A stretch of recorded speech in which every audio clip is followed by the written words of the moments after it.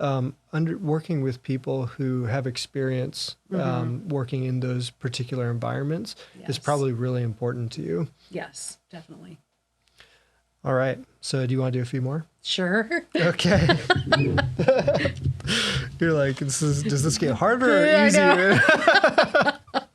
How about just a college guy moving from like Nebraska to Iowa? We got that. The college guy moving from Nebraska to Iowa.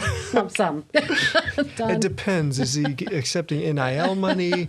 Is he going to be a starting quarterback? No. All right. So let's do 2 more scenarios. Okay. And then one or two more funny questions. Okay. Fun questions are good. So you have a financial services company. Okay. They're very high profile. And they just lost their CEO. Okay. And so money is really not an option for them. It's not an issue at all. Yep. But they want to get the very best CEO possible, especially so because the last CEO was fired because of, very poor performance. Okay. So when money is no option, like, are you developing like one-off policies, or like how do you think about working with a company like that who maybe for this upper tier, money is no expense, but they still have to figure out what they're going to do on down the line. Yes. And then also when they're telegraphing, that they're going to go all out for this one employee at the top. How do you have this this understanding that we're still trying to be fair to everyone else underneath them? Yes. So I think in a situation like that, we would look at taking their highest level tier, whatever that might be, and honestly, probably adding exceptions to that. So that way you're not creating this policy that is floating around out there. I think in a case like that, you would probably be incorporating like NEI's Extra Care as an example. I'm sure other companies offer similar programs, but Extra Care where they're getting that extra high level service, the white glove treatment, and then basically grabbing every benefit available and giving the maximum benefit. I mean, that's especially if money is no object and we're giving them as whatever we can give them. So you're talking about not really adjusting the policy as much as just adding to the policy what you really need. Yes. If this is if it's truly a one-off situation, which in this case it is, they're replacing the CEO, I don't think we would want to develop a policy specifically for that unless they have CEOs turning over like every 6 months. Now, do you think that's ever happened before where they just redesigned a whole policy for one person? Probably. Okay. They probably have. If you've redesigned a whole policy for one person, please contact us. They probably have. And honestly, maybe that's why that one company had 36 policies. Maybe. All right. One more scenario. Do you think these are fun? I kind of think they're fun. I think they're kind of fun. Nerve-wracking, but fun. It's one thing to sit at my desk with all my stats and information. Another thing off the top. All right. So you've just signed the NFL Go. Oh, nice. Okay. I imagine money is not a money problem, is but no they object. probably have a lot of logistical issues that other companies don't face. Yes. So like with a sports league, I guess, since we're trying to be fun. Yeah. What do you think? What kind of policy would they have in place that might differ from other policies, or would it differ? Oh gosh. I would say I would anticipate. I mean, I'm really just guessing. There are some Lamborghinis. Everyone gets Extra Care. Right. I'm just making things up here. But yeah. I'm going to say maybe they would have fewer homeowners. They might have more renters because I can't see NFL players buying a home if they're going to be traded. It depends on how long. Should we ask them? If we have any NFL players in our audience, can you please contact us for some research? That's right. Yeah. Because I'm thinking if they're traded often, they wouldn't maybe own a home, but they probably still would because they have all the money in the world. They probably could just... Condos. They could just donate the house when they're done with it, perhaps. But they still would take advantage of like home finding though. Because it would maybe be a lot more white glove, but you still have to do the basics of like, it would I'm be moving. White glove. And this is going to go way back when I was an account executive years and years and years ago. Which was like 10 years ago. Longer than that. Oh my gosh. I was like 6. Yep. I sold a home to someone, one of our transferees sold their home to someone that was in NASCAR, was one of the NASCAR drivers. And so we had to work with their assistant primarily. They saw the house. They did all the walkthroughs. They did everything for this NASCAR driver. And so I'm thinking with the NFL, it'd probably be similar. We wouldn't work with the players directly. I'm probably not going to go meet with Russell Wilson and show him a house, right? Not unless you try. No, right.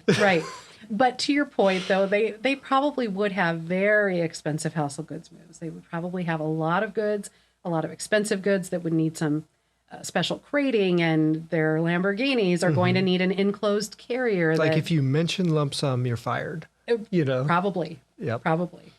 Yeah. Yeah. That's cool. Well, let me see. I think I have one more fun question. Okay. And then I'll let you sign us out. Okay. All right. I don't need to take notes on the fun question. So let me think about this for a second. So if a company gave you complete freedom to choose their new location without any constraints, where would you relocate them and why? But you have to tell me the type of company that you're relocating as well. Okay, so I'm relocating an entire company. You get to pick the company and you get to tell me where you're moving them. And do I work there? No, I'm just relocating. We'll just say them. that, like, I don't know, man. But it's see, you're talking to an analyst here, so I'm like, I need more information. Yeah, I was not expecting this. Okay, so you own both companies. Oh, that's nice. why it works so well. Okay, good. Did I just play 4D chess? You might have. Okay. I own both companies. I own the relocation company and the company that's relocating. Yep. Got it. Okay, so I would I'm own. Brilliant, dude. I would definitely own an MLB team. I mean, we're going to go to sports. Thank you. Yes, I would definitely own an MLB team. I won't say which one. No, I wouldn't. I would own a company that analyzed baseball stats like Moneyball. Okay, and that way you don't tick off a fan base, because if you move their team, it could be a big issue. So no, I'm going to move the company that analyzes all the players. Okay. With Jonah Hill. Mm-hmm. I would move them to New Zealand. Oh. We're just going to move them completely out of the United States where the MLB teams are. Would you hire Gandalf? No. No? I don't think so. Probably not. Seems like he'd be wise, though. I don't feel like he's probably into baseball. Okay. Maybe not. Anyway, so you'd move them to New Zealand. Yes. Okay. For their safety. But what about, so here, let me ask you a question here. When you move them to New Zealand, it seems like they might have some trouble like following baseball because of the time difference. Well, but you're thinking about quality of life, though. I am thinking about quality of life. Yeah, the scenery there appears to be just second to none, right? And I think they have a lot of goats or something. Okay. In New Zealand. So how many people are you moving then? And what kind of relocation policy would you put together in order to get them there? Well, let's see. I'm going to move. How many MLB teams are there? 30, I believe 30. 30. I'm going to say we probably would need 15 people. I'm just totally making up numbers. I'm going to say half of those people would move to New Zealand to analyze all the stats. The half that you like? Yes. Okay. Yeah, the other half, they're on their own. They're on their own. I would be part of that half because I would just want to make sure they were comfortable. So the policy, what are your constraints with developing this fictional policy, and how would you get around those fictional constraints? I really don't have any constraints because I'm a really good business owner, and so I've made so much money I can just throw it away. How'd you make that money? Oh, I mean, I own the MLB. No, you own a stat company. Oh, I own the stat company. Dang it. It's so successful, though, because... Darn, I forgot what businesses I own. Okay. Well, I think that's a nice place to end. Yeah. I want to thank Amy Smith for coming on to Relocation Leader. I think that she's definitely shown her chops here, and we can probably keep her at NEI. Thank you. But we want to encourage you, like and follow us. especially on LinkedIn. You give NEI a like, and yeah, thanks for coming. Yeah, thanks for having me. It was fun. See you guys. Thanks.